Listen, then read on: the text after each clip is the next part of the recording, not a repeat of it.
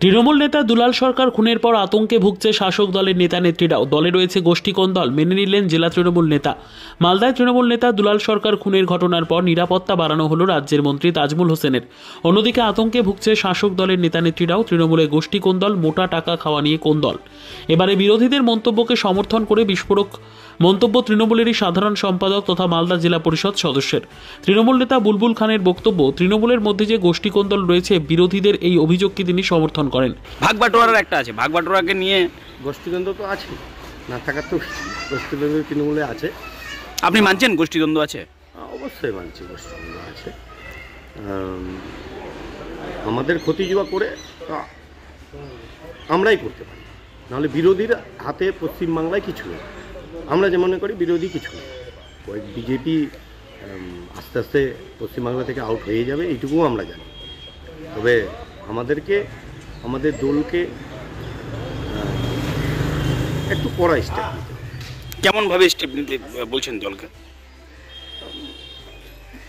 তবে ঠিক না, আমাদের দলনেত্রী আছে, তিনি যে ব্যবস্থা নেবেন, আমাদের সেনাপতি অভিষেক ব্যানার্জি আছে, তাদের যেন কড়া ব্যবস্থা নেয়। কিছু গোষ্ঠীদ্বন্দ্ব এটাই বলব। এমনিতেই মালদায় আতঙ্কে ভুগছেন নেতারা। বিশেষ করে বিহার লাগোয়া এলাকা হরিশ্চন্দ্রপুরে আতঙ্ক আরও বেড়েছে। এই এলাকারই বাসিন্দা প্রতিমন্ত্রী তাজমুল হোসেনের নিরাপত্তা আরও বেড়েছে। এই নিয়ে এই এলাকার অন্য নেতা নেত্রীদের ক্ষোভ আর ভয় দুই বেড়েছে। হরিশ্চন্দ্রপুর এক ব্লক সভাপতি তথা জেলা পরিষদ সদস্যা মর্জিনা খাতুন বলেন, যেহেতু একজন আমি মহিলা হয়ে আমরা একজন ফটফট 3 বারে জেলা পরিষদ মেম্বার, এতদিন নিরপেক্ষহীনতায় ভুগছিলাম না, কিন্তু গত কদিন আগে দুর্ঘটনা ঘটার পরে লোকেশ্বর দিবালোকে যেভাবে দুর্ঘটনা ঘটেছে, এখন আমরা আতঙ্কে ভুগছি। যেহেতু মহিলা একজন, আমরা জেলা পরিষদ কাজ করে জনগণের কাজের জন্য আমাদের আজ ফিরতে কোনদিন রাত 9টা 10টা 11টা বেজে যায়। তারপরে পার্টির কাজ, ব্লক সভাপতি হিসাবে আমরা সব জায়গায় যেতে হয়।